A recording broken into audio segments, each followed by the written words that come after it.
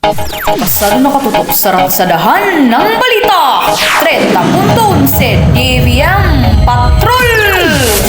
DAVM 30.11 Maharut Marasa, kumaranda.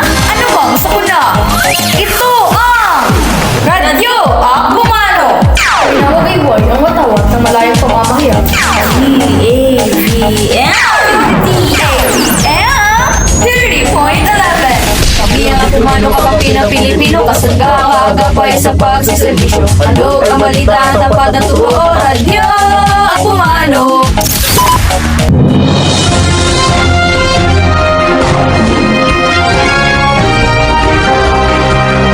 Mula sa bulwagang pambalitaan, magandang araw, kaibigan.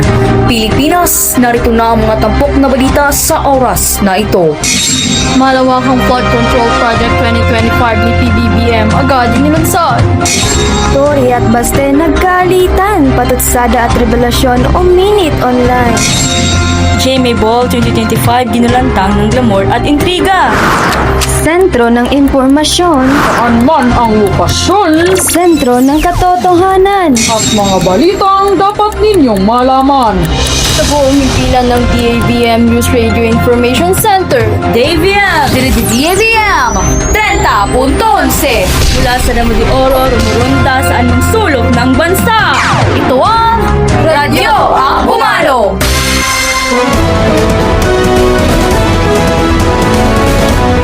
Para sa detalye ng mga balita, PBBM tulong sa lumalalang baha, malawakang flood control project 2025 agad inilunsad. Para sa detalye, magbabalita sa Radyo Akbumano, Abigail Escosio.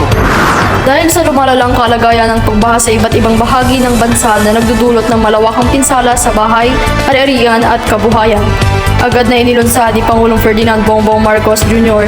ang malawakang flood control project para sa 2025.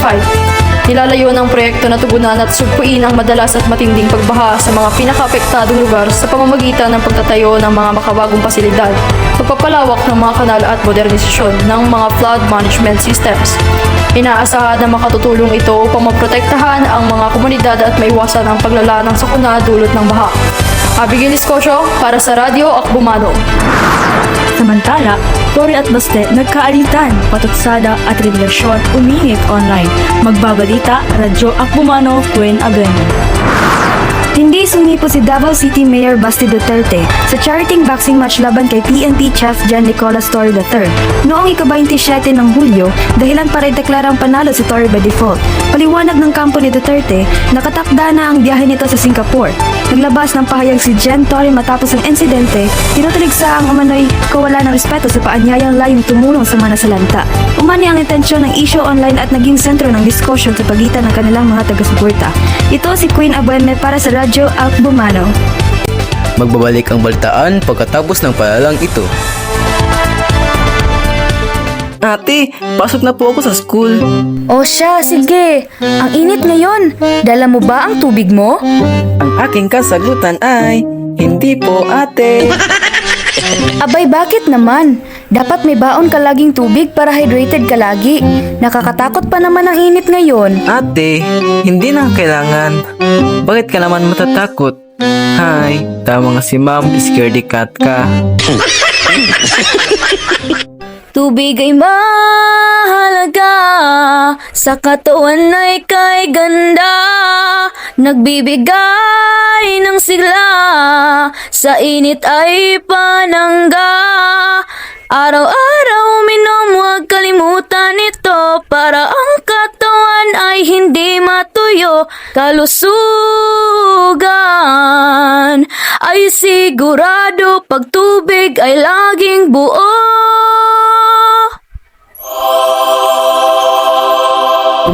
Kumanta siya. Ang palalang ito ay hatid sa inyo ng DWH at ng istasyong ito. At nagbabalik Radyo Akbumano. Oras ay 30 makalipas ang alas 9 ng umaga. Balik sa mga balita, taal, dulot ng kamatayan, mga sabungero natagpuan. Radyo Akbumano, Johanna Tulot, ibalita mo. Mga subungiro nawawala sa loob ng ilang araw na tagpuan sa paligid ng Bulkan Taal. Ang mga pamilya ay nagtatanong kung paano napunta doon. Mga otoridad patuloy sa pagsiyasat at humingi ng impormasyon sa publiko upang malinaw ang misteryo. Ang komunidad ay nagtutulungan upang mabigyan ng linaw pagkawalaan ng mga subungiro. Ang pamilya ng mga subungiro ay nanawagan sa mga alam tungkol sa insidente. Magbigay ng detalya upang mabilis ang investigasyon. Johanna Tulog para sa Radyo Bumano. Sa ibang balita naman, GMA Ball 2025, tampok, ginalantang ng glamour at intriga, Mariel Dumbase, ichika mo. Tampok ang mga naglalakiang artista at bonggang kasuotan. Naging usap-usapan ang GMA Gala 2025 na ginanap noong 2 ng Agosto sa Manila Marriott Hotel. Bukod sa engranding red carpet na rinagsa ng Kapuso stars gaya nila Heart Evangelista, Marian Rivera at Charlie Fleming, naging highlight din ng gabi ang fundraising para sa GMA Kapuso Foundation. Pero higit pa sa fashion, ang gabi umano'y nagpapuri at puna sa social media dahil sa ilang isyong lumutok. Radyo Akbumano para sa Balitang Showbiz, si Mariel Dumbase ang source mga sis. Mula sa buong pwersa ng DABM, yan po ang mga balita sa oras na ito. Ako ang iyong anchor, Sean Harina. At ako naman ang inyong kabalitaan, Abigail Escosio. Maraming salamat sa inyong pakikironda sa DABM 30.11 Radyo Akbumano. Magandang araw!